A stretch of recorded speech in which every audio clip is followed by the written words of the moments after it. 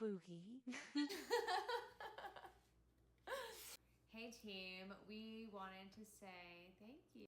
Mom, tell us about the flowers. Well, that is quite the story. The first time this month that I was hospitalized, it was a very lonely and sad experience. I hardly got any calls, no texts, no flowers. Um, and you know, it Because, like, just we couldn't afford them. I have manners, god dang. so I knew that That's what you do when someone enters the hospital that you care about. But we simply could not. it wasn't lost on me that I wasn't hearing from a lot of people, and it did make me sad. And so the next time when we get admitted to the other hospital, um, St. David's in downtown Austin, Nina, unbeknownst to me, I was kind of out of it, you know. At least they were medicating me, and they had to run all more tests completely over again because um, Dr. Kuntz wanted to get all, you know, the best information he could prior to the surgery because he knew it was going to be complicated with what had been done before in a previous surgery in 2022. And he too was very serious with us about it. You know, when we were going into it, I think both of us we calmed each other down, but both of us independently were kind of high anxiety at like the level of seriousness with which it was being taken, just like at every step. You know, it's that high stakes. She literally had to be wheelchaired into the hospital, could not move limb and the neck. Okay. It wasn't until after the surgery that we even knew I wouldn't be paralyzed. Yeah. Since the second hospitalization, she got a new job. And so this was her first week of her new job when I was in the hospital again with this really serious condition. And so she, you know, was torn. We had for her to go to work. We needed the money. The bills were due. So unbeknownst to me, she gets on the internet and she blocks me. So I wondered, you know, I check her stories and things. I've never really been one to post or anything. So I was checking her stories and I thought it was kind of weird. A couple of days I couldn't find her posts or get on. And what she had done was reached out to all of her internet followers and friends and fiends and what she calls them. And she did not want me to have a lonely, sad hotel room, hospital room this time. And what you're seeing behind me is the unbelievable generosity and outpouring from strangers who wanted to brighten up my hospital room. And it was spectacular. It wasn't just that there were flowers. It was that there were flowers from perfect strangers who sent them for no other reason but to shower love and support on us, and you could feel that in like the vibe. Like it you could feel it within the very room. It was like It encouraged me and brought such joy and laughter when it's been a long time since I felt true joy and laughter. And this was at the darkest time, you know, before my surgery. I didn't know if I would live or, you know, at best be in a wheelchair the rest of my life. And so it was really spectacular.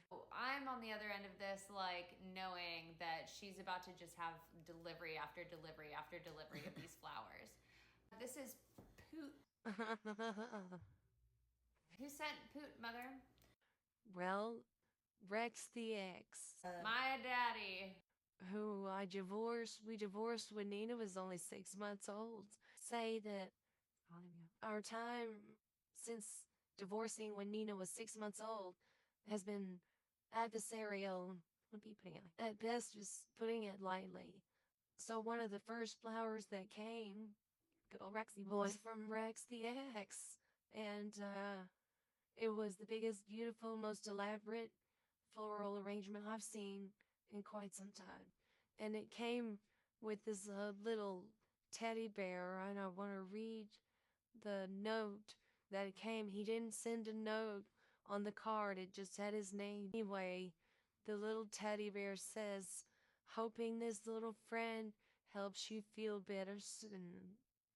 And he had told Nina that he wanted me to just have something to hold on to. In the past, because she's had some medical trauma, when she wakes up from surgery, she's very disoriented and like has been known to rip out cords and stuff like that. This time when she woke up, the nurse asked her where she was and she looked around and she saw all of this and she just got this smile on her face and she goes, "I'm in my magical hospital room."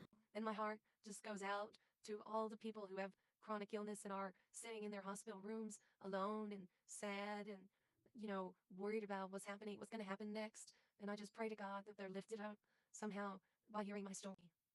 Yeah. Because I wanted to try to maybe give some hope to people because I was one of those people that had none. And then some people that I've literally never met in real life, decided to turn up and answer the call. You know what? Sometimes I think of a lot of the Friends and Fiends as the bro harem, like from Lord of the Rings, because like there's a lot of men that follow me, obviously, but a lot of you aren't the shitty ones. And so I filled that with flowers in a way that like I would listen. In terms of finessing that I've ever done and felt very proud of, I think I'll be smug about this for the rest of my life because it was so powerful and well executed, and I knew it would be, and I was so glad I was right, and I couldn't be more thankful to all of you for doing it because it made her feel good before she went into a life-altering surgery. It made her have strength that wasn't there before, and it's so much more than flowers. It is. And I have to go back for surgery. And it's not the part 2 surgery pretty soon.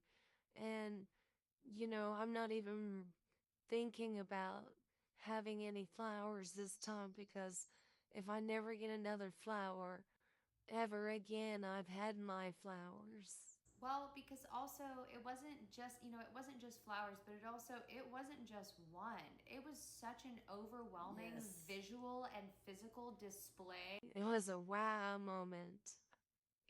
And everyone that came in there, even the doctors, were just taken aback. And my goodness sake, you sure have a lot of friends and family that love you. And I had to correct them. I say, I'm sorry, but what you're seeing is an outpouring from strangers that don't know me, and that's what made it even more powerful. And what do we say in this house, Mom? We love internet. we love the internet. It has shown me that there is a place out there for everyone in the community that can come together for good.